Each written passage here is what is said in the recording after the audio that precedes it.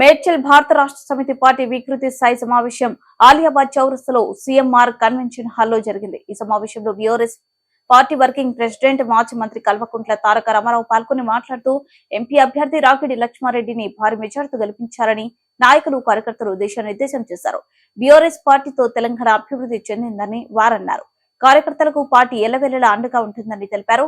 ఈ సందర్భంగా కల్వకుంట్ల తారక రామారావు, మాజీ మంత్రి మేడ్చల్ ఎమ్మెల్యే చామకూర మల్లారెడ్డి, ఎంపీ అభ్యర్థి రాగిడి లక్ష్మారెడ్డి, షింభిపూరి రాజు, జహంగీర్, చైర్మన్లు, ఎంపీపీలు, కౌన్సిలర్లు, సర్పంచ్లు, కోఆప్షన్ మెంబర్లు, పార్టీ నాయకులు, యువకులు, మహిళలు తదితరులు పాల్గొన్నారు.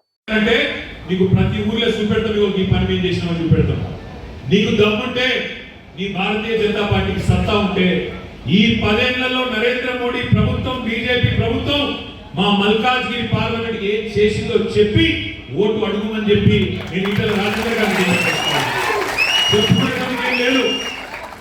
చెప్పుకునేందుకు ఏం లేదు, చేసింది ఏం లేదు.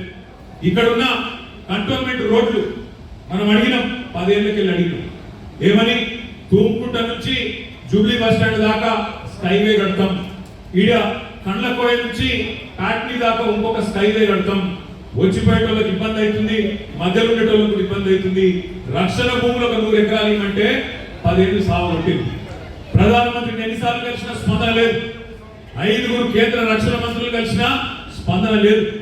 ఆఖరికి మొన్న పోయిన ఆగస్టులో అక్కడ ఒక అధికారి, తెలుగు ఆయన, పాపం గిరిధర్ గారు, ఆయన పట్టుకున్నాం. నేను ఆనాడు మంత్రిగా, నేను మా చీఫ్ సెక్రటరీ, ఆనాడు చీఫ్ సెక్రటరీ శాంతి కుమార్ గారు పోయి ఆ తెలుగు అధికారి పట్టుకొని ఈ పైన ఎట్లా ఇయ్యారు, మీరన్న మెల్లగా ఎలక్షన్ టైంలో న్యూకి అవతల వాడేంటంటే ఆయన పుణ్యమా, ఆయన దయ, గిరిధర్ గారి దయాని మొన్న ఆర్డర్ బయటకు వచ్చింది. అంతేగాని బీజేపీ వల్ల కానీ కాంగ్రెస్ వల్ల కానీ ఏం జరగలేదు. కానీ గమ్మత్ ఏంటంటే రేవంత్ రెడ్డి గారి తత్వం ఎట్లుందంటే ఆయన మంది పుట్టిన బిడ్డలు మా బిడ్డలు చెప్పుకునే బాబు. ఎందుకంటే నాకు తెలియ ఒకటి అడుగుతా, రేవంత్ రెడ్డి గారు చెప్తాను, నేనే తెచ్చిన ఈ కాగితం, వచ్చిన 100 రోజుల్లోనే కాగితం నేనే తెచ్చిన అంటూ.